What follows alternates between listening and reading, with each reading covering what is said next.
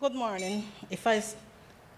Good morning to one and all. If I stutter a bit, it's because I'm a bit nervous. Okay, hi, my name is Indira Bartley from Belize City.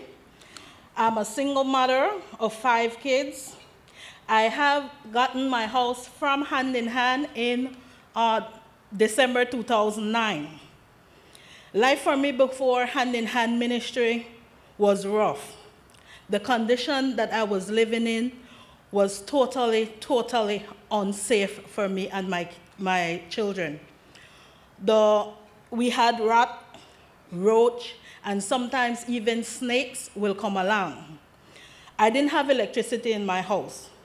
One night, when the rat was crying, whenever I'm at home and I hear the rat cries at night, I take the broom and I just poke the area and the rat will run away. One night, it was raining, and the kids could never sleep in their beds when it rained because when it rained out, it also rained in. So they were sleeping on the floor in front of my bed. On the rafters where the rat usually are that night, I heard the rat crying. I was just about to poke the area when somehow I think I heard the voice of God telling me, look at what you're doing. I picked up the lighter and I flickered, and over the kids on the rafter, there was a snake swallowing a rat over the kids. If I would have just hit the area, that would have fallen on my kids. At this time, I have already went to Hand in Hand and applied for a house, but they told me I was going to get assistance in January of 2010. That seems like a million years away. Around the same time, I found out that my baby boy was sick. He was 2 years old. He needed open heart surgery. Thanks to the Rotary Club and the Gift of Life program, we were able to fly out to Joe DiMaggio Hospital in Florida, and he got his surgery done on October 21st. On October 23rd, they had to rush him back to the OR because his heart collapsed. 2 days after, both his kidney failed. 2 days after that, both his lungs failed. When he got over all of that, he couldn't walk anymore because his legs was nothing but blood clots.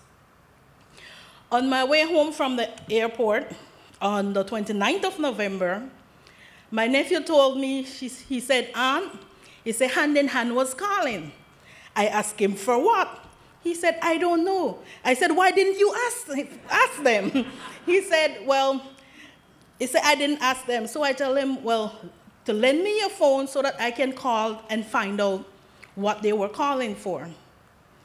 When I called Kristen at that time, she told me, said, Indira, you can come pick out your paint. We're going to build your house next week. That joy came over me because when I came back home, the only thing that I was thinking is, I have a fragile baby that is now going to be in this terrible condition. But thanks to that phone call, everything was okay. By the time I got home to my house, the feeling of happiness was gone. The little that I do had was lost. Everything was gone from out of my old house. What wasn't stolen was destroyed. The Monday morning, when the team came to build a house, I can't explain the feeling that I had because it's one spell, it's like, okay, they're here. Then I said, what if somebody calls and stop the project? What if they says, oh, we made a mistake, we're not supposed to be here? So I keep thinking in my mind that, okay, I'm not going to get too happy, but I was happy. I didn't want to show the happiness. And what happened is, well, my house took 3.5 days to be completed. On the day of the house blessing, Kristen called me. She said, Indira, somebody wants to donate some stuff to your house. And I said, I have no problem with that. When the truck pulled up, I got beds, I got sheets, mattresses, we got a brand new refrigerator, I got cups, plate, curtains, I got everything my house needed. That day, I sat on the house. When we were settling the night, it rained. And I just got up. I sat on my bed, on my brand new mattress, listened to the raindrops on the roof. I tucked in and I fell fast asleep. For the first time in 7 years, my kids and I were able to sleep without having to get up in the rain. The morning I wake up, I realized that, I can't keep all this goodness to myself. Because of getting my new house, what it did for me, it gave me an opportunity to dream. That new house opened up a whole new world for me. I went back to school. I graduated recently, getting my GED. I graduated with honors, I can say. And now I am heading to the University of Belize to get my bachelor's degree in social work. I'm currently working in my community, doing what we call a container gardening, where we will plant veg so that we can have healthier living in our community. I've also been working with young boys, getting them from out of the city and into in the rural area so that they can do agriculture. I'm currently working as a counselor/cook at the Human Development Office in Belize, working with young ladies. I started my own women's group, and the main idea of that group is to empower ladies.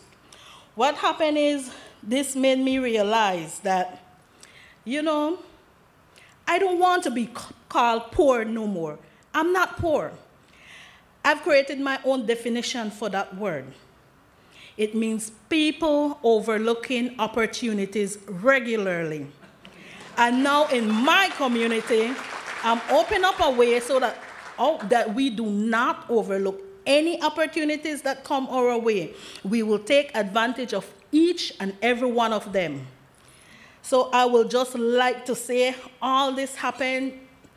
Maybe you guys will not understand what you do when you give someone a home to live in, but it's because of my home, I am where I am today.